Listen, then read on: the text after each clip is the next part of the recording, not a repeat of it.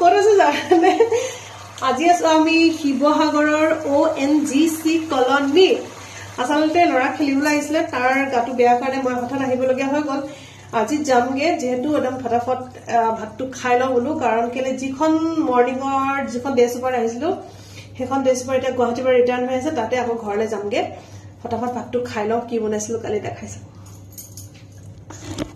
bachelor পাকঘৰ তথাপি লৰাটোৱে ইমান ধুনীয়াকে সব বস্তু যোগাৰ কৰি থৈছে দেই বাচন চাচন বিলাক ইমানে ধুনীয়াকে ধুই থৈছে কি কম